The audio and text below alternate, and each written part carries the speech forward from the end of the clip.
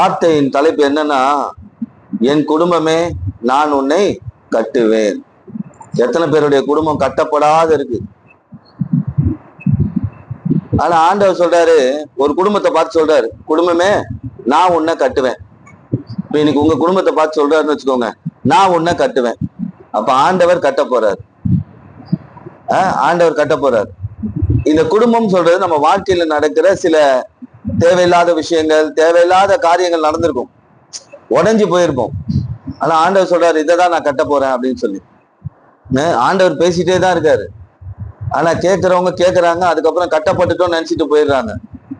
பூசு வேலை இன்னும் பேலன்ஸ் இருக்குன்னு தெரியலப்பா. நான் ஒரு கதை சொல்லிட்டா, நிறைய கதைலாம் ஞாபகம் வருது. சிலோவாம்னு ஒரு குளம் இருந்தது, ஞாபகம் இருக்கா? அதுக்கு முன்னாடி ஒரு குருடன் போய், ஆண்டவரே எனக்கு கண்ணு போயிடுச்சுன்னா, ஆண்டவர் எத்தனையோ பேருக்கு கண்ணு எப்படி சரி பண்ணாரு? இயேசுவின் நாமத்தினால அப்படி சொல்ல தொட்டு சுகமாத்தினார். ஓகேவா?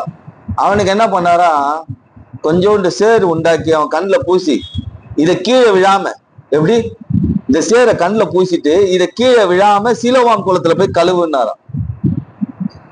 அவன் இருந்த இடத்துக்கும் சீலோவாம் குளத்துக்கு எவ்வளவு தூரம் தெரியுமா? 8 கிலோமீட்டர். கொஞ்சம் யோசிச்சு பாருங்க, அவன் என்ன நினைச்சிருப்பான்? என்னடா இவரு போனா எல்லாருக்கும் இப்படி இப்படி சரி பண்றாரு சில காரியங்களை, எனக்கு மட்டும் கண்ணுல சேரை உண்டாக்கி வச்சுட்டு 8 கிலோமீட்டர் நடந்து போன்னு சொல்றாரு. சரி, அது கூட பரவாயில்ல.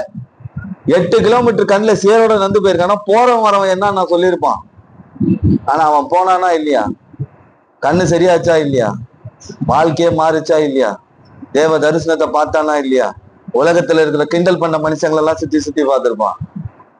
ஏன் தெரியுமா? கடவுள் வச்ச ஒரு சின்ன டெஸ்ட். அது கடவுள் வச்ச சின்ன சோதனை. இந்த சோதனைய என்ன பண்ண முடியல, நம்ம வாழ்க்கையில சிலரால ஏத்துக்க முடியாது. ஆண்டவர் எனக்கு உடனே பண்ணிடணும், உடனே வந்துடணும், உடனே பண்ணிடணும் அப்படின்னு நினைச்சோம்னா, விதை போட்டவொடனே என்ன ஆகாது, வளராது. ஆண்டவர் கட்டுவேன்னு சொன்னா கட்டுவார். அதுக்காக காத்து இருக்கணும். ஒரு பில்டிங் கட்டணும்னா என்ன பண்ணணும்? பேஸ்மெண்ட் போட்டு அதுக்கு ஆற வைக்கணும், அதை பதப்படுத்தணும், அது நல்ல ஃபவுண்டேஷன் இதுவாகணும், அதுக்கப்புறம் தான் கட்ட முடியும். கட்டுங்க கட்டுங்க கட்டுங்கன்னா எப்படி உடனே கட்ட முடியும்? ஆனா இன்னைக்கு ஆண்டவர் ஒரு குடும்பத்தை பார்த்து சொல்றாரு, நான் கட்டுவேன். அப்ப இந்த குடும்பத்துடைய நிலைமை எப்படி இருந்தது, ஆண்டவர் கட்டினது எப்படி இருந்தது, அதுதான் பார்க்க போறோம் இன்னைக்கு. உங்க குடும்பத்தையும் கொஞ்சம் யோசிச்சுக்கோங்க. இந்த மாதிரி குடும்பமா என் குடும்பம்? இந்த மாதிரி குடும்பத்துல நான் இருக்கிறேன்னா, இந்த மாதிரி குடும்பத்துல நான் வந்திருக்கேன்னா, நிச்சயமா ஆண்டவர் கட்டுவார். சரி, ரூத்தின் புத்தகம் 4ஆம் அதிகாரம் 11வது வசனம்.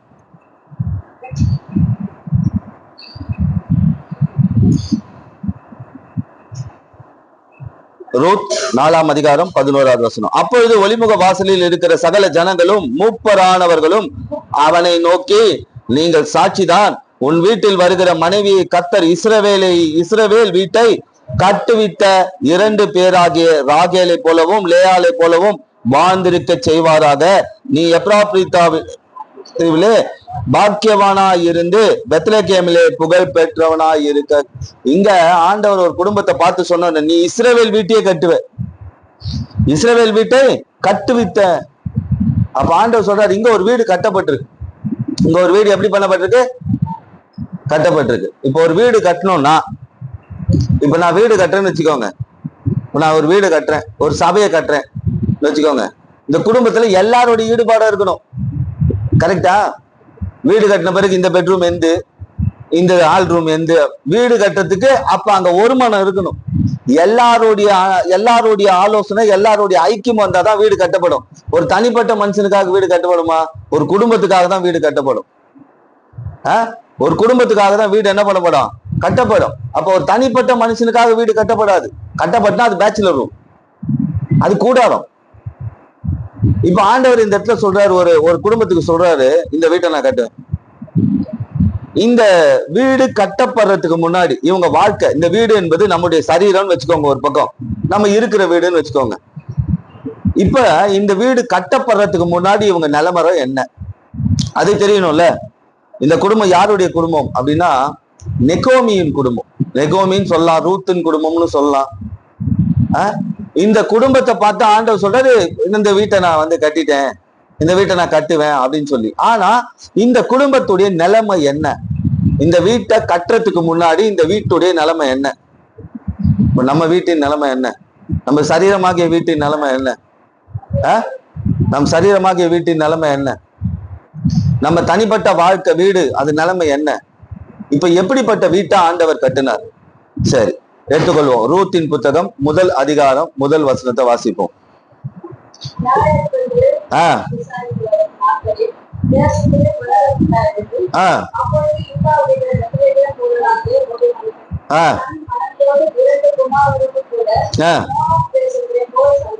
இந்த குடும்பம் பாருங்க, பெத்லகேம்ல பஞ்சம் வந்தது. எப்படி? பெத்லகேம்ல பஞ்சம் வந்தது. பஞ்சம் வந்த உடனே இவங்க எங்க போயிட்டாங்க? யூதாவில் உள்ள பெத்லகேம் ஊரான ஒரு மனுஷன் தன் மனைவியோட 2 குமாரரோடு கூட மோவாப் தேசத்துக்கு போயிட்டான். இப்ப பஞ்சம் வந்த உடனே என்ன ஆச்சு? இவங்க தேசத்தை விட்டு தேசம் போயிட்டாங்க. அப்படின்னா இந்த குடும்பம் எப்படிப்பட்ட குடும்பம்? சொந்த தேசத்தை இழந்த குடும்பம். யாராவது சொந்த தேசத்தை இழப்பாங்களா? யாராவது சொந்த தேசத்தை இழப்பாங்களா? இந்த குடும்பம் எப்படிப்பட்ட குடும்பம்? சொந்த தேசத்தை இழந்த குடும்பம். எத்தனை பேர் தேசத்தை இழந்திருக்கிறீங்க? ஏதோ ஒரு சூழ்நிலையில என் வீட்டை இழந்திருக்கேன், ஏதோ ஒரு சூழ்நிலையில நான் பிறந்த ஊரை இழந்திருக்கேன், ஏதோ ஒரு சூழ்நிலையில என்னுடைய அடையாளத்தை இழந்திருக்கேன். எத்தனை பேர் சொல்ல முடியும்? ஆனா இன்னைக்கு இழந்துட்டு வந்து உட்கார்றீங்க பாத்தீங்களா? உங்களை பார்த்தா சொல்றாரு, உன் குடும்பத்தை தான் நான் கட்ட போறேன். இந்த குடும்பம் என்ன எப்படிப்பட்ட குடும்பம்? சொந்த தேசத்தை இழந்துட்டாங்க. சொந்த தேசம் என்ன இருந்தாலும், இப்போ ஒரு கிராமத்தால் இருக்காங்கன்னு வச்சுக்கோங்க, அந்த ஊரே சொந்தக்காரங்களா இருக்கும். அந்த ஊரை விட்டு இன்னொரு இடத்துக்கு போய் இருக்கிறாங்கன்னு வச்சுக்கோங்களேன், அவங்க வாழ்க்கை எப்படி இருக்கும் கொஞ்சம் யோசிச்சு பாரு. அந்த ஊரே சொந்தமா இருக்கும், அந்த ஊரே சொந்தக்காரங்களா இருப்பாங்க, அந்த ஊரை விட்டுட்டு எங்கேயோ போய் இருக்கிறாங்க. அப்படிப்பட்ட குடும்பம் தான் இந்த நெகோமியோடைய குடும்பம். சொந்த தேசத்தை இழந்த குடும்பம் முதலாவது. 2வது வாசிங்க, ரூத் 1 அதிகாரம் 3வது வசனம்.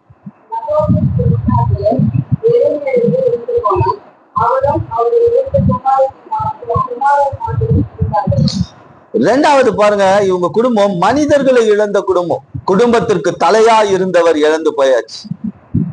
குடும்பத்துக்கு தலையா இருந்தாங்க. இந்த குடும்பத்துக்கு தலையா இருந்த நெகோமியின் புருஷன் இந்த குடும்பத்திற்கு தலை. அவ என்ன ஆயாச்சு? இறந்து போயாச்சு. முதலாவது இது எப்படிப்பட்ட குடும்பம்? தேசத்தை இழந்த குடும்பம். 2வது எப்படிப்பட்ட குடும்பம்? மனிதர்களை இழந்த குடும்பம். மனிதர்களை இழக்கிறோமா? எத்தனை பேர் உங்க வாழ்க்கையில எங்களுக்கு இவங்க ரொம்ப மாரல் சப்போர்ட்டா இருப்பாங்க அப்படின்னு நினைச்சவங்க மரித்து போயிருப்பாங்க. எனக்கு இந்த மனிதர்கள் என் வாழ்க்கையில கூடவே வருவாங்க அப்படின்னு பார்த்தா அவங்க மரித்து போயிட்டாங்க. ஏன் இதெல்லாம் ஏன் நடக்குதுன்னு பார்த்தோம்னா, ஆலோசனை இல்லாம என்ன பண்ணிட்டாங்க? தேசத்தை விட்டு தேசம் போயிட்டாங்க. ஆண்டவர் சொல்ற, நீ இங்க இரு, நீ இப்படி பண்ணு, இதை செய் அப்படின்னு சொல்லும் போது அவங்க அதை கேட்கல. அவங்க சூழ்நிலையை பார்த்தாங்களே தவிர இயேசுவை பார்க்கல. பெத்லகேம்ல பஞ்சம். பெத்லகேம்ல என்ன அர்த்தம்? அப்பத்தின் வீடு. அந்த இடத்துல பஞ்சம் வந்தது. ஆனா அந்த பஞ்சத்தை பார்த்த உடனே இவங்க கண்ணி எங்க போயிடுச்சு? மோவாப்புக்கு போயிடுச்சு. இயேசுவின் வீட்டை விட்டு உலகப்பூர்வமான வீடு அதுக்கு போயிடுச்சு இவங்களோட கண்கள். இப்ப பாருங்க, இதுதான் இந்த பிரச்சனைகளுக்கு காரணம். ஃபர்ஸ்ட் எதை இழந்தார்கள்? சொந்த தேசத்தை இழந்தாங்க. சும்மா போலங்க, இவங்க பரதேசியா போல மோவாப்புக்கு. ஊர்ல இருக்கிற சொத்து பத்து எல்லாம் வித்து எடுத்துன்னு போயிட்டாங்க. எப்படி? பெத்லகேம்ல இருந்த சொத்து பணம் ஆஸ்தி எல்லாத்தையும் எடுத்து தான் மோவாப்புக்கு போனாங்க. சொந்த தேசத்தை இழந்துட்டாங்க. 2வது திருப்பி வந்து அந்த இடத்துல ஊர்ல இடம் இருக்குமா? இப்போ இந்த ஊர்ல பஞ்சம் இருக்கு, இந்த ஊர்ல எனக்கு வீடு இருக்கு, நகை இருக்கு, நிறைய நிலப்புலங்கள் இருக்கு. ஐயோ வேணாப்பா, இந்த நிலப்புலங்கள்லாம் தேவை, இந்த வீடு தேவை, எல்லாத்தையும் வித்துட்டு போயிட்டாங்க. சொந்த தேசத்தை இழந்தாச்சு. 2வது நல்ல மனிதர்களை இழந்துட்டாங்க. கூட ஐக்கியமா இருந்த மனிதர்களை இழந்த குடும்பம் இந்த நெகோமியோட குடும்பம். ஆனா இந்த குடும்பத்தை பார்த்தா ஆண்டவர் சொல்றார், நான் இந்த குடும்பத்தை கட்ட போறேன். எத்தனை பேர் மனிதர்களை இழந்திருக்கிறோம்? வாழ்க்கையில நல்ல மனிதர்களை இழந்திருக்கிறேன். நான் என் சொந்த தேசத்தை இழந்திருக்கிறேன். என் நிலவரம் அப்படிதான். நான் இருக்க வேண்டிய இடம் இது இல்ல, என் சொந்த தேசம். சரி, 3வது காரியத்தை சொல்றேன். ரூத் 1 அதிகாரம் 21வது வசனம். எப்படி போனாங்களா? இருங்க எப்படி போனாங்களா? அப்ப சும்மா போல இந்த அம்மா மோவாப்புக்கு. நிறைவு உள்ளவர்களாதான் மோவாப்புக்கு போயிருக்காங்க. இருக்கிற இடத்தை விட்டு எப்படி போயிருக்கிறாங்க? நிறைய பேர் அப்படித்தான் போறாங்க. நிறைவு உள்ளவர்களா போன நிறைவு உள்ளவர்களா. எங்க நிறைவு இருக்கணும்? தேவ சமூகத்துல நான் இருக்க வேண்டிய இடத்துல இருக்கிற நிறைவோடு இருந்தா பரவாயில்ல, இந்த நிறைவை எடுத்துக்கிட்டு எங்க போனேன்? உலகத்துக்குள்ள போனேன். அங்க கர்த்தர் என்ன பண்ணாரு?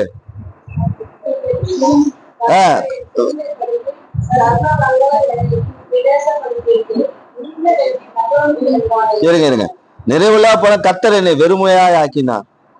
இங்க பாருங்க, மூணாவது, இந்த குடும்பம் நிறைவை இழந்த குடும்பம், நிறைவான வாழ்க்கையை இழந்த குடும்பம். முதலாவது எதை இழந்த குடும்பம்?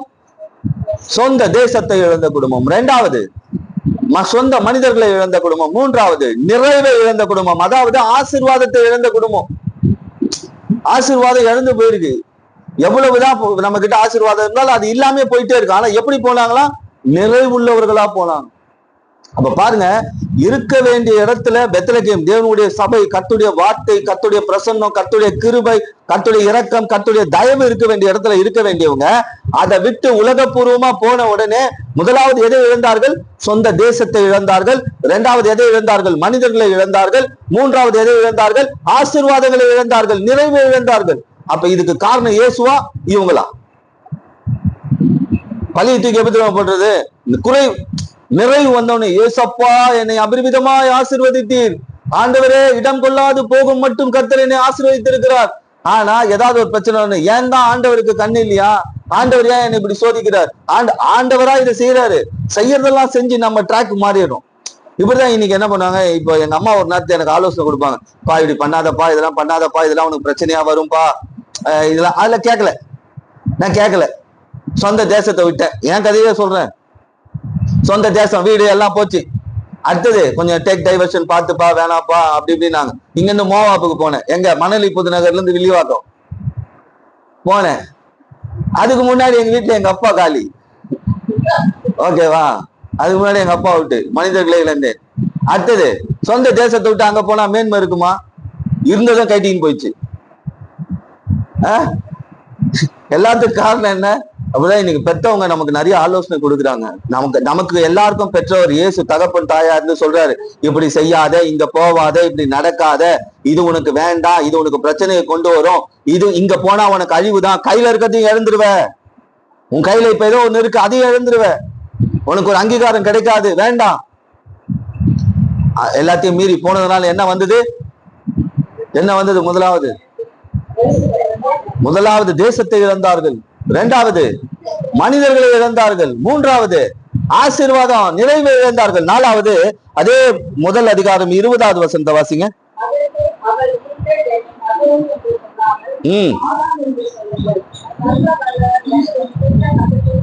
கசப்ப கொடுத்தது ஆண்டவரா? இவங்க மோவாப் போய் கசப்ப தேடிக்கிட்டதுக்கு ஆண்டவர் மேல பழிய போடுறாங்க பாருங்க. ஆண்டவர் சட்டார்னு இறங்கி வந்து, ஏமா பெத்லகேம்ல இருந்து போகும்போது சொத்து பத்தெல்லாம் வித்து எடுத்துன்னு போயிட்டு, நகை நட்டெல்லாம் எடுத்துன்னு போயிட்ட, இங்க பஞ்சம் என்ன திரும்பி ஒண்ணுமே இல்லாத வந்து நான் என்னமோ கசப்பு கொடுத்தேன்னு சொல்றிய பாருங்க. மதுரமா இருந்த வாழ்க்கை கசப்பாம, அதாவது இனிமையான வாழ்க்கையை இழந்தார். இந்த குடும்பம் எதெல்லாம் இழந்திருக்கு பாத்தீங்களா? மனிதர்களை இழந்தாச்சு, தேசத்தை இழந்தாச்சு, நிறைவான ஆசீர்வாதத்தை இழந்தாச்சு. அடுத்தது மதுரமான வாழ்க்கை, இனிப்பான வாழ்க்கையை இழந்துட்டாங்க. கசப்பா இருக்கு வாழ்க்கை. இப்ப சொல்லுங்க, இந்த 4 காரியத்துக்கு காரணம் ஆண்டவரா இவங்களா? ஆண்டவர் காரணமா? நம்ம தான் காரணம். இப்ப இதுக்கு காரணம் யாரு? ஆண்டவர் சொல்ல முடியாது. ஆண்டவரா வாழ்க்கையை கசப்பாக்குனார், ஆண்டவரா உங்களை குறைவல்லோட ஆக்குனார், ஆண்டவரா மனிதர்களை இழக்க செய்தார், ஆண்டவரா தேசத்தை விட்டு போக சொன்னார். செஞ்சிட்டாங்க. செஞ்சிட்ட பிறகு இங்க என்ன வந்துருச்சு? பிரச்சனை வந்துருச்சு. சரி, இப்ப இந்த குடும்பத்துக்கு ஒரு பேர் வைக்கலாம்னா என்ன பேர் வைக்கலாம் சொல்லுங்க? கட்டப்பட்ட குடும்பம்னு பேர் வைக்கலாமா? நீங்களே சொல்லுங்க. இந்த குடும்பத்துக்கு ஒரு பேர் வைக்கலாம்னா என்ன பேர் வைப்போம்? நான் இன்னைக்கு இந்த குடும்பத்துக்கு கட்டப்பட்ட குடும்பம்னு பேர் வச்சேன். ஆனா இந்த குடும்பத்தோட நிலைமையில நீங்க ஒரு குடும்பத்தை பாக்குறீங்க, பா எப்படி இந்த குடும்பம்பா, எல்லாத்தையும் இழந்துட்டாங்கப்பா, வீட்லயா சாவு மேல சாவுப்பா, ஐயோ இவங்க வாழ்க்கை எவ்வளவு சந்தோஷமா இருந்தது, இப்ப கசப்பா இருக்குப்பா இவங்க வாழ்க்கை. உங்க வாழ்க்கையில பார்த்தோம்னா ஆசீர்வாதம் எல்லாம் நிறைவெல்லாம் போச்சுப்பா அப்படின்ற ஒரு குடும்பத்தை பாக்குறீங்கன்னா அந்த குடும்பத்துக்கு என்ன பேர் வைப்பீங்க?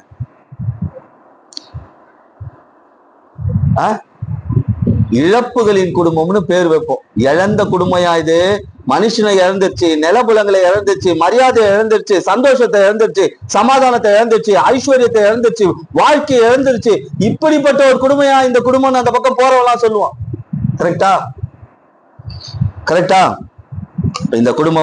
இந்த குடும்பத்துடைய நிலவரம் என்ன? ஆனா ஆண்டவர் இந்த இடத்துல ஒரு வார்த்தை சொல்லி இருக்கிறாரு, இந்த குடும்பத்தை நான் கட்டுவேன். ஆனா இந்த குடும்பம் எப்படிப்பட்ட குடும்பம்? சொந்த தேசத்தை இழந்த குடும்பம், மனிதர்களை இழந்த குடும்பம், நிறைவை இழந்த குடும்பம், ஆசீர்வாதத்தை இழந்த குடும்பம், அதே போல வாழ்க்கையில இனிமையான காரியங்களை இழந்த குடும்பம். ஆனா இன்னைக்கு இப்படிப்பட்ட ஒரு சூழ்நிலை, ஏதோ ஒரு இழப்பின் மத்தியில் தான் நான் வந்திருக்கிறேன் நீங்க நினைக்கிறீங்கன்னா, ஆண்டவர் சொல்றாரு, என் வார்த்தையை நீ கேட்க வந்திருக்க, உங்க வாழ்க்கையை நான் கட்டுவேன், உங்க வாழ்க்கை கட்டப்படும். சரி, இப்ப அது மட்டும் இல்ல, இன்னொரு காரியத்தையும் சொல்றேன். அதே ரூத் 1 அதிகாரம் 5வது வசனம் வாசிங்க.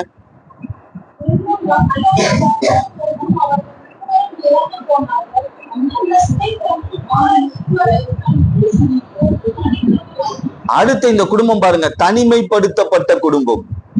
இந்த குடும்பம் எப்படிப்பட்ட குடும்பம்? தனிமைப்படுத்தப்பட்ட குடும்பம். அதாவது சொந்த தேசத்தை இழந்தார்கள், மனிதர்களை இழந்தார்கள், அடுத்தது ஐஸ்வர்யத்தை இழந்தார்கள், அதுக்கு அடுத்தது என்னத்தை? நிறைவை இழந்தார்கள், அடுத்தது இனிமையான வாழ்க்கையை இழந்தார்கள். இப்ப இந்த குடும்பம் எப்படிப்பட்ட குடும்பமா இருக்கா? தனிமைப்படுத்தப்பட்ட குடும்பமா இருக்கு. ஆமா, இங்க இதெல்லாம் வாட்சி பார்த்தீங்கன்னா, பின்பு மக்லோன் கிளியோன் எனும் அவர்கள் இருவரும் இறந்து போனார்கள். அந்த ஸ்திரீ தன் குமாரர் இருவரையும் தன் புருஷனையும் இழந்து தனித்தவள். ஆனா கூட மருமகள்கள் இருக்காங்களே, எப்படி தனிமையாகும்? 2 மருமகள்கள் இருக்காங்க இந்த அம்மாக்கு. பிள்ளைங்க இறந்துட்டாங்க, வீட்டுக்காரர் இறந்துட்டாரு, இப்ப தனிமையா இருக்கிறேன்னு சொல்றாங்களே, நம்புற மாதிரி இல்லையே. கூட 2 மருமகள் இருக்காங்கல்ல, ரூத், ஓர்பால், 2 பேர் இருக்காங்க மருமக இவங்க கூட. இப்ப கொஞ்சம் யோசிச்சு பார்ப்போம், இது எப்படி தனிமை ஆகும்? இது தனிமை ஆகாது இல்ல. இது என்ன தனிமை தருவா? உணர்வு பூர்வமான தனிமை. உணர்வு பூர்வமான தனிமை ஆக்கப்பட்டிருக்காங்க இந்த அம்மா. கூட ஆட்கள் இருக்கிறாங்க, ஆனா ஏன் இப்படின்னு ஒரு ஆறுதல் சொல்ல ஆட்கள் கிடையாது. அழுதாலும் அது ஏன் அழுகுறீங்கன்னு கேட்க ஆட்கள் கிடையாது. உணர்வு பூர்வமான தனிமை, ஆறுதல் சொல்ல ஆள் இல்லாத ஒரு நிலை. இன்னைக்கு எத்தனை பேர் சொல்ல முடியும் என் குடும்பம் அப்படி இருக்கு? உணர்வு பூர்வமான ஒரு தனிமை. எனக்கு ஆறுதல் சொல்ல ஆள் இல்லை, விசாரிக்க ஆள் இல்லை, என் கண்ணீரை துடைக்க ஆள் இல்லை, நான் தனிமைப்படுத்தப்பட்டு இருக்கிறேன். பாருங்க, இந்த இழப்புகளை பார்த்த குடும்பம் இப்ப தனிமையை பார்க்குது. சரி, சரீர தனிமை பெருசா, உணர்வு பூர்வமான தனிமை பெருசா? உணர்வு பூர்வமான தனிமை தான் பெருசு. அந்த தனிமை இருக்கிறதுலே கொடுமை. சரீர தனிமை பெருசு கிடையாது, பேச்சுலரா எங்க வேணா எப்படி வேணா வாழ்ந்துட்டு போயிடலாம். ஆனா ஒரு உணர்வு பூர்வமான தனிமை இருக்கு பாருங்க, அது ரொம்ப கொடுமை. இப்ப இந்த குடும்பம் எப்படிப்பட்ட குடும்பம்? ஆரம்பத்துல இருந்து வருவோம். ஆண்டவர் கட்டிட்டாரு அந்த குடும்பத்தை. அது 2வது. இந்த குடும்பம் எப்படிப்பட்ட குடும்பம்? 1வது தன் தேசத்தை இழந்த குடும்பம், 2வது சொந்த மனிதர்களை இழந்த குடும்பம், 3வது ஆசீர்வாதங்களையும் நிறைவு இழந்த குடும்பம், 4வது இனிமையான வாழ்க்கை இழந்த குடும்பம், அடுத்தது தனிமைப்படுத்தப்பட்ட குடும்பம். இப்ப இந்த குடும்பத்தை தான் ஆண்டவர் கட்டார். சரி, இப்ப நான் சொன்ன இந்த காரியத்துல ஏதாவது ஒன்னாவது யாராவது வாழ்க்கையில அது இருக்கா? இப்ப என்ன செய்யணும்? என் வாழ்க்கையில இது இருக்கு. நீங்க சொன்னதுல ஒரு சிலது என் வாழ்க்கையில் நடந்துட்டு இருக்கு. ஏதோ ஒரு தனிமை இருக்கு, ஏதோ ஒரு சூழ்நிலை மனிதர்களை இழந்திருக்கேன், ஏதோ ஒரு சூழ்நிலை ஆசீர்வாதங்களை இழந்திருக்கேன், ஏதோ ஒரு சூழ்நிலையில நான் சொந்த தேசத்தை இழந்திருக்கேன்.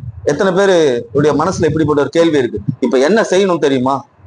என்ன செய்யணும்? நான் எல்லாவற்றையும் கட்டப்படணும், என் வாழ்க்கை கட்டப்படணும், என் குடும்பம் கட்டப்படணும், என் எதிர்காலம் கட்டப்படணும்னா அதுக்கு நான் என்ன செய்யணும்னா, ரூத்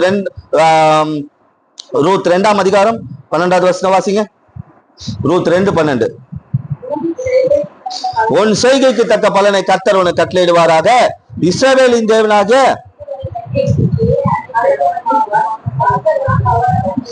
எப்ப எனக்கு இழப்புகள் அதிகமா இருக்கும் அப்ப எங்க வந்துடணும்?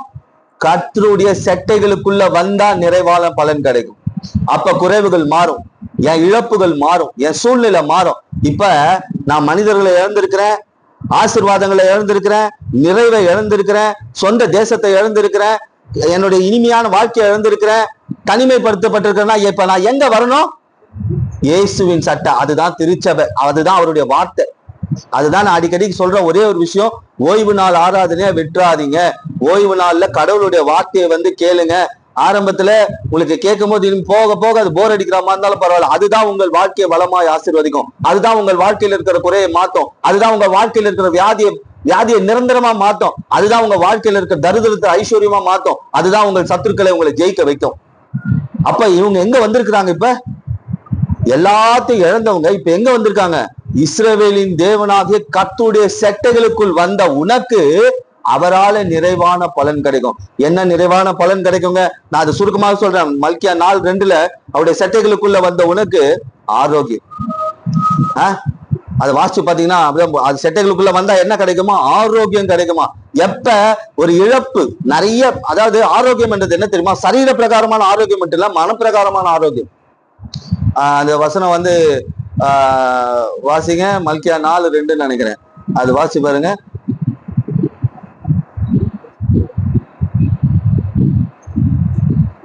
இதோ நீதியின் சூரியன் உங்களுக்காக உதிக்கும், அதன் சட்டைகளுக்கு அரைக்கலமா வந்த உங்களுக்கு அவரால் நிறைவான பலன் கிடைக்கும். அது வாசிங்க. பயந்து இருக்கிற உதிக்கும். பாத்தீங்களா? இப்ப ஆரோக்கியம் இருக்கும். இந்த குடும்பத்துக்கு இப்ப என்ன தேவை? மனிதர்களை இழந்துட்டேன், சொத்தை இழந்துட்டேன், மரியாதை இழந்துட்டேன், அதே போல இனிமையான வாழ்க்கையை இழந்துட்டேன், தனிமைப்படுத்தப்பட்டிருக்கேன். இப்ப இவங்களுக்கு என்ன தேவை? ஆரோக்கியம் தேவை. எந்த ஆரோக்கியம்? மனதளவுல ஆரோக்கியம் தேவை. எப்ப இயேசுதான் வந்துட்டோமோ, அவருடைய சபைக்கு வந்துட்டோமோ, அவருடைய வார்த்தையை கேட்க ஆரம்பிச்சோம், அப்பயே ஆறுதல் உண்டாகுது, ஆரோக்கியம் உண்டாகுது. அதுக்குதான் நான் அடிக்கடி சொல்றது, திருச்சபையை விட்டுறாதீங்க. ஒரு நாள் ஆண்டவர் நம்மை விட்டா நம்ம நிலைமை என்ன ஆகும்? இப்ப பாருங்க, திசை திரும்பினாங்க. திசை திரும்பினால என்ன வந்தது? இழப்பு தான் வந்தது. ஆனா இப்ப இயேசுக்கா திசை திருப்புறாங்க. இப்ப ஆண்டவர் சொல்ற, செட்டைகளுக்குள்ள வந்த உனக்கு நிறைவான ஆரோக்கியம் கிடைக்கும் உனக்கு.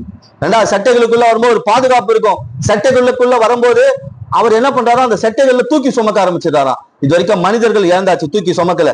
தான் பணம் தூக்கி சுமக்கல, தனிமையில யாரும் தூக்கி சுமக்கல. கசப்பான ஒரு வாழ்க்கை, கசப்பு தான் சுமந்தது. ஆனா ஆண்டவர் சொல்றாரு, ஒரு வசனத்தை மட்டும் வாசிங்க. யாத்திராகமம் 19:4 நினைக்கிறேன், வாசிங்க. யாத்திராகமம் 19ஆம் அதிகாரம் 4வது வசனம்.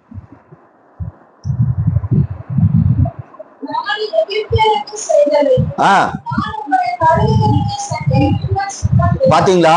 செட்டைகளின் மேல சுமந்து, இது வரைக்கும் உலகம் சுமந்துட்டு இருந்தது, பாரத்தை சுமந்துட்டு இருந்தாங்க, போராட்டத்தை சுமந்துட்டு இருந்தாங்க, கவலையை சுமந்துட்டு இருந்தாங்க, தனிமையை சுமந்துட்டு இருக்காங்க. இப்ப ஆண்டவர் இவர்களை சுமக்க ஆரம்பிச்சிட்டார். அப்ப எங்க வரணும்? உங்க வாழ்க்கை கட்டப்பட்டதுன்னா அதுக்கு காரணம் என்ன? எங்க வந்தாங்க? தேவ சமூகத்துக்கு. இந்த ரூத்தின் குடும்பம், நெகோமியின் குடும்பம் இங்க வந்ததுனால இவருடைய வாழ்க்கை மாற்றப்படுது. இப்ப இந்த குடும்பத்தை ஆண்டவர் கட்டுறார். இன்னொரு வசனத்தை கூட வாசிப்போம். 2:19 வாசிங்க. அதே ரூத் 2:19. இப்ப ரூத் 2:19. அப்பொழுது அவளுடைய மாமி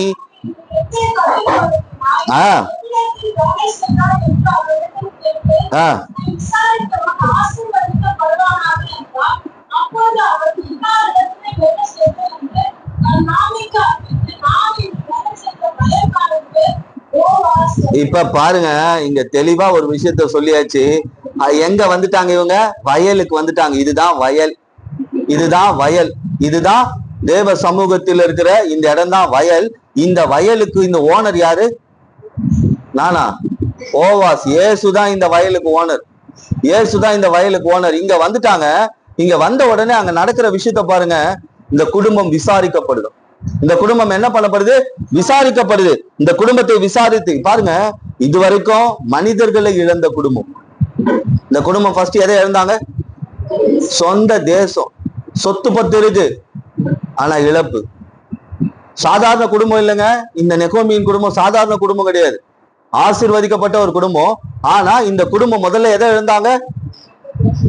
சொந்த தேசம். அந்த இடத்துல போட்டுக்கோங்க, தேசம்லாம் நிலம், புலம். அதுக்கப்புறம் அவங்க சாதாரணமா போல. மோவாபுக்கு எப்படி போனாங்க? ஆசீர்வதிக்கப்பட்டவர்களா தான் போனாங்க.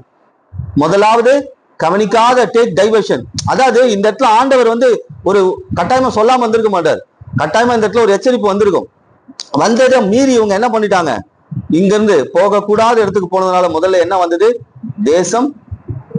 தேசத்தை இழந்தார்கள். இரண்டாவது மனிதர்களுடைய இழப்பு.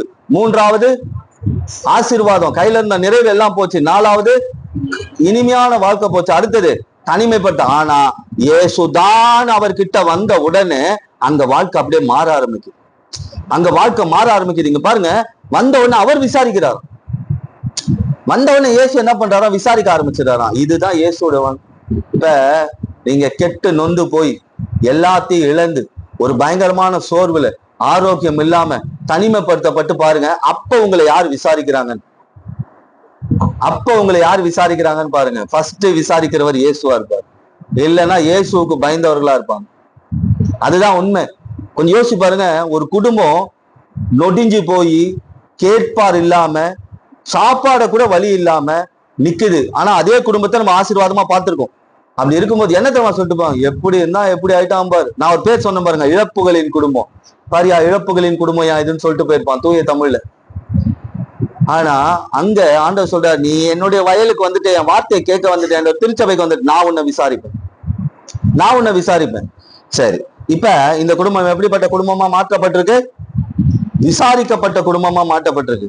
சொந்த தேசத்தை இழந்த குடும்பம், மனிதர்களை இழந்த குடும்பம், இனிமையான வாழ்க்கை இழந்த குடும்பம், ஆசீர்வாதத்தை இழந்த குடும்பம், தனிமைப்படுத்தப்பட்ட குடும்பம் இப்ப விசாரிக்கப்பட்ட குடும்பமா மாற்றப்படுகிறது. காரணம் இயேசுதான் வந்தாச்சு.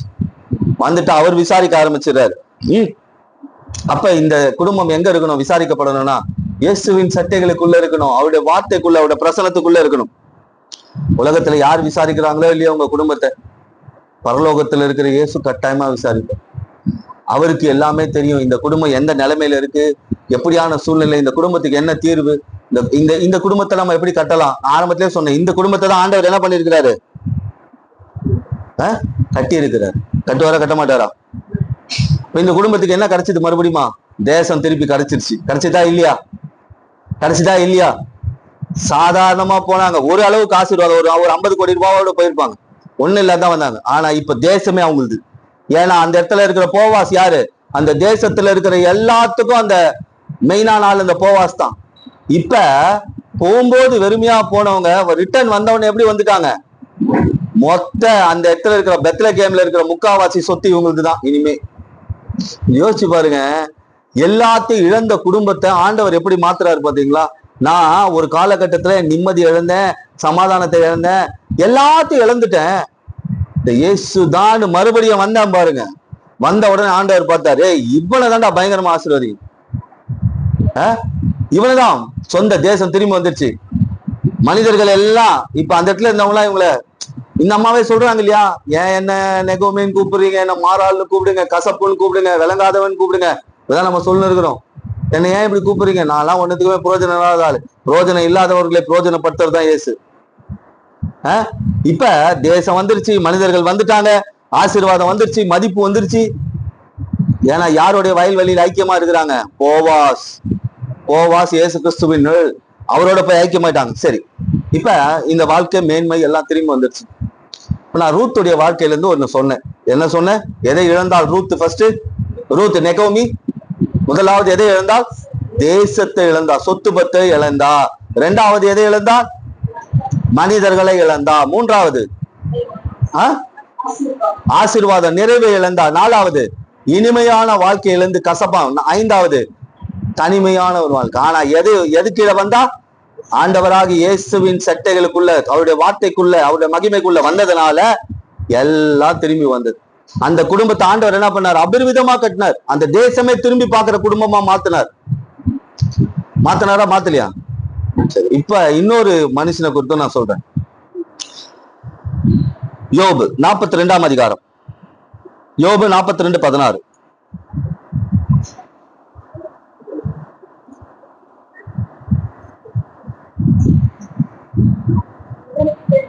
இதற்கு பின்பு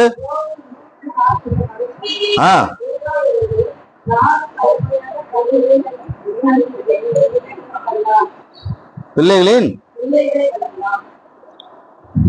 சரீர பலவீனம்னு பைபிள்ல சொன்னா, உடம்புல பிரச்சனைன்னு பைபிள்ல சொன்னா, அதிகமா வேதனைப்பட்டது யோபு தான். என்ன வியாதி இவனுக்கு? என்ன வியாதி?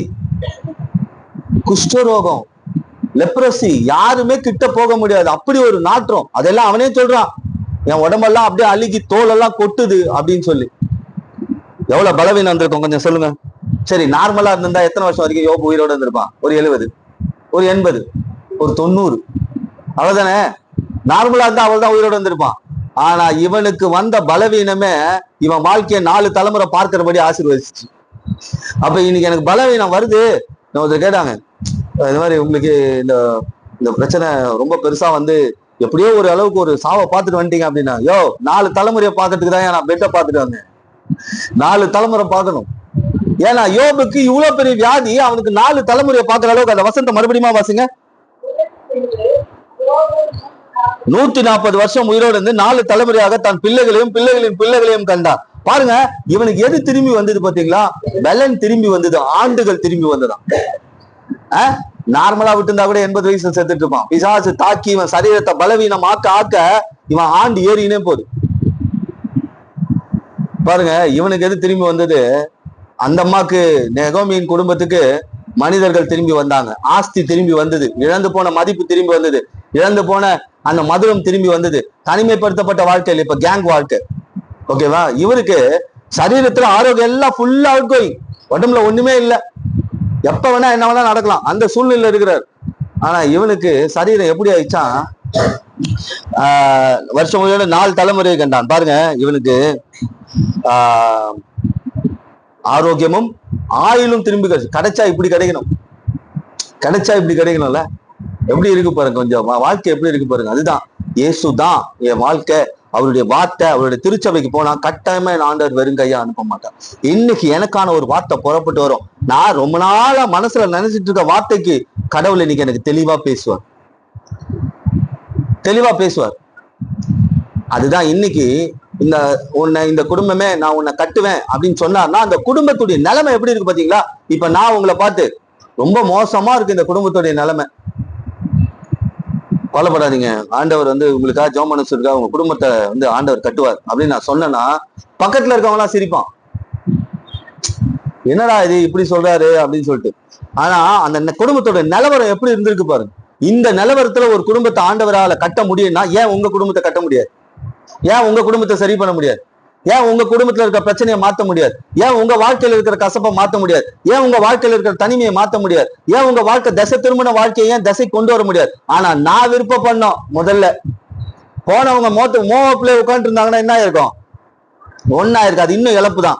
ஆனா பெத்லகேமுக்கு வரணும்னு ஒரு முயற்சி எடுத்தாங்க பாத்தீங்களா? அதுதான் முக்கியம், அதுதான் முக்கியம். இங்க பெத்லகேம் என்பது திருச்சபை. சரி, நான் ரொம்ப தூரம் போனேன், ஆனாலும் எனக்குன்னு ஒரு சர்ச் ஒண்ணு இருக்கு. அந்த சர்ச்சுக்கு நான் போகணுன்ற எண்ணம் எனக்கு மனசுல நான் வரேன் பாருங்க, அங்கதான் என்னுடைய ஆசீர்வாதம் வேற மாதிரி மாறுது. இப்ப யோபுடைய வாழ்க்கை பாருங்க, அவன் எதையெல்லாம் திருப்பி கொண்டான் பாருங்க. இழந்த அந்த ஆண்டுகளையும் அந்த பலவீனத்தையும், அவன் பலத்தை இழந்துட்டான், ஆனா டபுள் பலம் கிடைச்சிருச்சு. சரி, இன்னொரு வசனம் கூட, யோபு 33ஆம் அதிகாரம் நினைக்கிறேன், 33ஆம் அதிகாரம் 25வது வசனம் வாசிங்க. 33:25.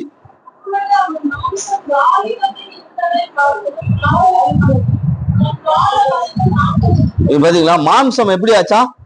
வாலிபத்தில் இருந்தை பார்க்கலும் ஆரோக்கியம் அடையும், வாழ வயது நாட்கள் திரும்புவான். பாருங்க, இவன் உடம்பு எப்படி இருக்கு? சதையே கிடையாதுங்க, உடம்புல ஃபுல்லா குஷ்டம். குஷ்டம் தோல்லாம் கொட்டுது. ஆனா இவன் சொல்றான், என் பலம் திரும்பி வந்தது, என் ஆயுட் நாட்கள் திரும்பி வந்தது, இப்ப மாம்சமும் திரும்பி வந்துச்சுன்றான்.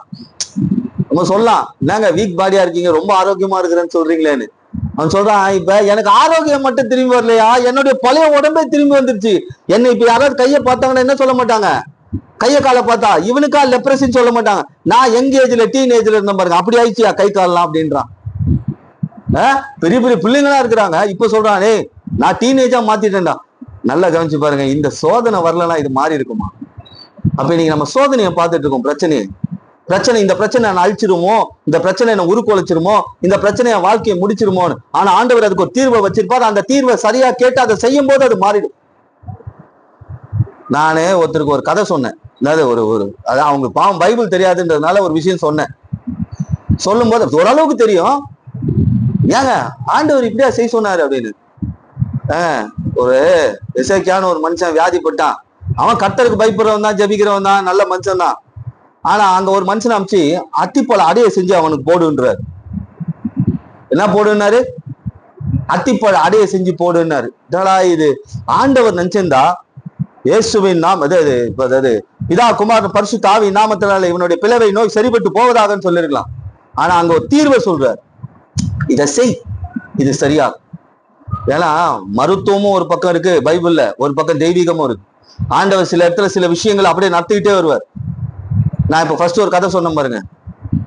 ஒரு ஒரு ஃபர்ஸ்ட் ஒரு கணத்தில வந்தானா, உனக்கு என்னப்பா வேணும்? பார்வை வேணும். இயேசுவின் அதாவது விசுவாசிக்கிற கையை வைத்தார், சரியா போச்சு. இன்னொருத்த வந்தான், அவனுக்கு என்ன பண்ணாரு? சேர உண்டாக்கி இவ்வளவு பெருசு எலுமிச்சப்பழம் சைஸுக்கு கண்ணில் வச்சுட்டு, இங்க இருந்து நீ சிலோவாம் குளத்துக்கு போய் கழுவுன்ட்டார். கொஞ்சம் யோசிச்சிருப்பான் அவன், என்னடா இது, இந்த ஆளு நம்ம சரி பண்ணுங்கன்னு சொன்னா இவர் கண்ணில் 2 இதை வச்சு 8 கிலோமீட்டர் வேற போகணும். இங்க இருந்து நம்ம மீஞ்சூர் தாண்டி வரைக்கும் எப்படி போவோம்? அவர் கண்ணு தெரியாது. சில காரியங்களை ஆண்டவர் அனுமதிக்கிறார், சில ஆலோசனைகள் ஆண்டவர் சொல்றாருன்னா அதை அப்படியே எடுத்துக்கணும். இப்ப யோபுக்கு கொஞ்சம் யோசிச்சு பாருங்க. பிசாசு தாக்கிட்டான், எல்லாம் போச்சு, எல்லாம் அவன் வாழ்க்கையில எல்லாரும் கிண்டல் பண்ற நிலைமைக்கு ஆயிடுச்சு. இப்ப யோபு எப்படி பார்த்திருப்பாங்க? பழையபடி டிஷர்ட் ஜெர்சி போட்டு வாக்கிங் போயிருப்பான்னு நினைக்கிறேன். கை காலில் எப்படி ஆயிடுச்சு பாருங்கடா இல்ல. நான் உபத்திரவப்பட்டது நல்லது, ஆகியா பிரமாணத்தை கற்றுக்கொண்டேன். அதுதான் இங்க யோபு உபத்திரவப்பட்ட அவன் சொல்லியிருப்பான், நான் உபத்திரவப்பட்டது நல்லது, என் மாம்சத்தை பெற்றுக்கொண்டேன். நான் உபத்திரவப்பட்டது நல்லது, என்னுடைய சரீரத்தை பெற்றுக்கொண்டேன். நான் உபத்திரவப்பட்டது நல்லது, என் ஆயுசை பெற்றுக்கொண்டேன். நான் உபத்திரவப்பட்டது நல்லது, ஆரோக்கியத்தை பெற்றுக்கொண்டேன். அவன் எழுதியிருந்தா அப்படி எழுதியிருப்பான். கொஞ்சம் யோசிச்சு பாரு. அப்ப இன்னைக்கு உபத்திரவம் சில விஷயங்கள்ல நம்ம மாட்டோம். ஆனா நாம என்ன பண்ணக்கூடாது? மோவாபுக்கு போயிடக்கூடாது. நாம ஆண்டவர் போவாத செய்யாதன்னு சொல்ற காரியத்தை செஞ்சிடக்கூடாது. செஞ்சா என்ன நடக்கும்? சரி, மறுபடியும் யோபு 42 எடுப்போம். 42:12.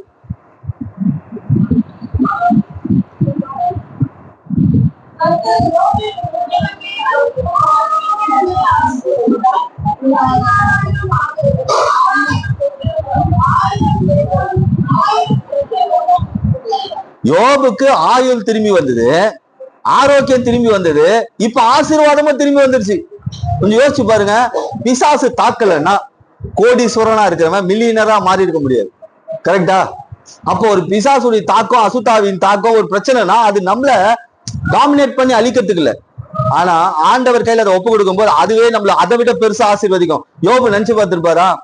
இந்த வியாதியின் தாக்கம், இந்த கொடுமையான தாக்கம் தான் என்னை இந்த இடம் மட்டும் இல்ல வேர்ல்டு வைட்ல பேச வைக்க போகுதுன்னு சொல்லி. ஒரு பெரிய தொழிலதிபர் இருக்காரு, நல்லா ஒரு உலக லெவல்ல பெரிய ஆளு. திடீர்னு அவருடைய மார்க்கெட் சரிஞ்சு விழுது, அவருடைய ஷேர் மார்க்கெட் எல்லாம் சரிஞ்சு விழுதுன்னு வச்சுக்கோங்களேன். பாக்குறாரு, சரி சரிஞ்சு விழுந்துச்சு, அவ்வளவுதான் நம்ம வாழ்க்கை. ஆனா நான் கடவுளுக்காக பயப்படுற ஆளு, கர்த்தர் மறுபடியும் என் வாழ்க்கை கட்டுவாருன்ற ஒரு விசுவாசம் இருக்கும்போது ஆண்டவருக்கு அவன் இடம் கொடுக்குறான்னு வச்சுக்கோங்க. வரைக்கும் நம்ம ஊர் பாக்குறது உலகமே திரும்பி பாக்குற அளவுக்கு பெரிய தொழிலதிபரா மாறிட முடியும். அப்படிதான் இந்த யோபுடைய வாழ்க்கை. யோபுக்கு எதெல்லாம் திரும்பி வந்தது? ஆயுள் திரும்ப வந்தது, ஆரோக்கியம் திரும்பி வந்தது, ஐஸ்வர்யம் திரும்பி வந்துருச்சு. அப்ப இன்னைக்கு யோபுக்கு இந்த நெகோமியோட குடும்பத்துக்கு ஆண்டவர் உறவை கொடுக்க முடியும், நிலத்தை கொடுக்க முடியும், நல்ல அந்தஸ்தை கொடுக்க முடியும், ஒரு இனிமையான வாழ்க்கையை கொடுக்க முடியும். அப்படின்னா உங்களுக்கு கொடுக்க முடியாதா? ஆனா நான் இன்னைக்கு இயேசுதான் வந்திருக்கேன்னு வச்சுக்கோங்க. நிச்சயமா யோபுடைய வாழ்க்கையில் நடந்தது வேற, நெகோமியோட வாழ்க்கையில் நடந்தது வேற. யோபுக்கு அனுமதிக்கப்பட்டது, நெகோமியோட வாழ்க்கையில அவங்களே அனுமதிச்சுக்கிட்டாங்க. ஆனா இன்னைக்கு ஆண்டவர் குடும்பத்தை கட்டுவேன்னு சொன்னா கட்டாயமா என்னுடைய வாழ்க்கையை கட்டுவார், என்னுடைய சரீரத்தை கட்டுவார். இன்னைக்கு நல்லா ஒரு விசுவாசத்தோட இந்த யோபுடைய வாழ்க்கையில ஒரு ஆயுளை தர முடியும்னா, யோபுடைய வாழ்க்கையில நல்ல ஆரோக்கியத்தை தர முடியும்னா, யோபுடைய வாழ்க்கையில நல்ல ஆசீர்வாதங்களை தர முடியும்னா, இயேசுவின் பண்ணையா திருச்சபைக்கு அவருடைய வார்த்தையை கேட்க இடத்துக்கு வந்திருக்கிற உங்கள் வாழ்க்கையை நிச்சயமாகவே ஆண்டவர் கட்டுவார். இப்ப இந்த நெகோமியோட குடும்பத்தை கொஞ்சம் மறுபடியும் ஒரு போக்கஸ் பார்ப்போம். ரோட்ல கேப்பார் மேய்ப்பார் இல்லாத ஒரு குடும்பம், தனிமையா இருக்கிற குடும்பம், விசாரிக்கப்படாத ஒரு குடும்பம், ஐஸ்வர்யம் ஆசீர்வாதத்தை இழந்த குடும்பம், மனிதர்களை இழந்த குடும்பம். ஆனா இப்படிப்பட்ட குடும்பத்தை எப்படி கட்டினார் ஆண்டவர்? போவாசுடைய நிலத்துல வச்சு மட்டும் கட்டலங்க. மத்தேயு 1:5 வாசிங்க.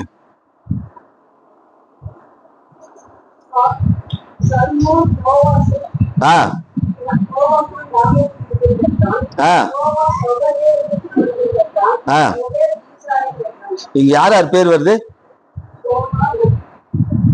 Boaz, Ruth. இப்ப நல்ல கவனிங்க, இந்த போவாஸ் ரூத் யாரு? இந்த போவாஸ் ரூத் யாரு? நம்ம பார்த்தோம் இல்லையா? எந்த குடும்பம்? தனிமைப்படுத்தப்பட்ட குடும்பம், மனிதர்களை இழந்த குடும்பம், அதே போல கசப்பான குடும்பம் எது தேசத்தை இழந்த குடும்பம். இந்த தேசத்தை இழந்த குடும்பத்தை இயேசுவ சுமக்கிற குடும்பமா மாத்திட்டார் ஆண்டவர். இவங்க வம்சத்துல தான் இயேசு பிறந்தாராம். ரூத்தியும் சொல்றாங்க, போவாசியும் சொல்றாங்க அந்த இடத்துல.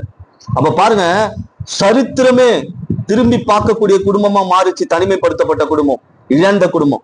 அப்படி மாறும்போது நீங்க இயேசுவை உங்கள் இருதயத்தில் சுமப்பீர்களானால் உங்கள் வாழ்க்கை இன்னும் மேன்மையாய் ஆசீர்வதிக்கப்படும். உங்க வாழ்க்கை இன்னும் மேன்மையாக கட்டப்படும். உங்கள் வாழ்க்கையில இழந்து போன ஆரோக்கியத்தை மறுபடியும் பெற்றுக் கொள்வீர்கள். உங்க வாழ்க்கையில இழந்து போன ஐஸ்வர்யத்தை பெற்றுக் கொள்வீர்கள், சமாதானத்தை பெற்றுக் கொள்வீர்கள். எல்லாவற்றையும் ஆண்டவர் திரும்ப தருகிறவரா இருக்கிறார். அப்ப இன்னைக்கு நான் சொல்லணும், என் குடும்பம் கட்டப்படணும்னா நான் எங்க இருக்கணும்? இஸ்ரவேலின் தேவனாகிய கர்த்தருடைய செட்டைகளுக்குள்ள, அவருடைய நிலத்துக்குள்ள இருக்கும்போது என் வாழ்க்கை, அவருடைய வார்த்தைக்குள்ள இருக்கும்போது என் வாழ்க்கை நிச்சயமாகவே கட்டப்படும். நம் கண்களை மூடுவோம், கண்களை மூடி ஜெபிப்போம். இன்னைக்கு எத்தனை பேர் சொல்ல முடியும் வாழ்க்கை கட்டப்படணும்? ஏதோ ஒரு சூழ்நிலை ஆண்டவர் இது வரைக்கும் கட்டியிருக்கிறார், இன்னும் ஒரு சில காரியங்கள் கட்டப்படணும். என் குடும்பம் இந்த மாதிரி நிலைமையில இருக்கு, என் குடும்பத்துக்கு விரோதமா இப்படிப்பட்ட காரியங்கள் இருக்கு, என் சரீரத்துக்கு விரோதமா இப்படிப்பட்ட காரியங்கள் இருக்கு, என்னுடைய எதிர்காலத்துக்கு விரோதமா சில காரியங்கள் எழும்பி இருக்கு. ஆனா எல்லாம் கட்டப்படணும், எல்லாம் கட்டப்படணும். இயேசுவின் நாமத்தினால கட்டப்படணும். கண்களை மூடி. நல்ல ஆண்டவரே, இந்த நாள்ல பேசின வார்த்தைக்காக நன்றி. வந்திருக்கிற ஒவ்வொரு குடும்பமும் உம்முடைய குடும்பம், வந்திருக்கிற ஒவ்வொரு பிள்ளைகளும் உமது பிள்ளைகள். ஆண்டவரே, இந்த பிள்ளைகளுடைய வாழ்க்கையில எதை இழந்திருக்கிறார்கள்? எந்த இடத்துல தனிமைப்படுத்தப்பட்டு இருக்கிறார்கள்? எந்த பகுதி கசப்பாய் இருக்கிறது? எந்த சரீரத்துல ஆரோக்கியம் இல்லாத ஒரு நிலை, எந்த நிலையில விசாரிக்க முடியாத, தன் கண்ணீருக்கு யாரும் கேட்டு விசாரிக்க முடியாத ஒரு நிலையில இருக்கிற, மனம் உடைந்து இருக்கிற நிலைமையில இருக்கிற விசுவாச பிள்ளைகளுக்கு கர்த்தர் பேசி, உன் நிலைமை நான் மாற்றுவேன், உன் குடும்பத்தை நான் கட்டுவேன், உன் குடும்பத்தை நான் கட்டுவேன். நீ இருக்க வேண்டிய இடம் தேவ சமூகம். நீ தேவ சமூகத்துல இருக்கிறபடினால், கர்த்தருடைய வார்த்தைக்குள் இருக்கிறபடினால் உன் குடும்பத்தை நான் கட்டுவேன், உன் வாழ்க்கையை நான் கட்டுவேன், உன் வாழ்க்கையை நான் கட்டுவேன். கர்த்தர் ஆண்டவரே, யோபுடைய வாழ்க்கையில ஆயுள் திரும்ப வந்தது, ஆரோக்கியம் திரும்ப வந்தது, இழந்த ஐஸ்வர்யம் திரும்ப வந்தது. உங்கள் வாழ்க்கையில இழந்த ஆரோக்கியத்தை திரும்ப பெறுவீர்கள், நல்ல ஆயுசை பெறுவீர்கள், நல்ல ஐஸ்வர்யத்தை பெறுவீர்கள். எக்கோமியுடைய வாழ்க்கையில இழந்த எல்லாவற்றையும் பெற்றுக்கொண்டார், எல்லாவற்றையும் பெற்றுக்கொண்டார். காரணம், கர்த்தர் அவள் வீட்டை விசாரித்து கட்டினார். அதற்கு காரணம், அவள் இயேசுவின் வார்த்தைக்குள்ள தேவ சமூகத்தில் அவருடைய பிரசன்னத்துல இருந்தபடினால் கட்டப்பட்டார். அதுபோல் வார்த்தைக்குள் அதை கேட்டு இருக்கிற இந்த பிள்ளைகளுடைய வாழ்க்கை இயேசுவின் நாமத்தால் கட்டப்படட்டும். அது சரீரமாகிய ஆலயமோ, குடும்பமோ, வாழ்க்கையோ, எதிர்காலமோ, பிள்ளைகளுடைய நல்ல காரியங்களோ கட்டப்படட்டும்.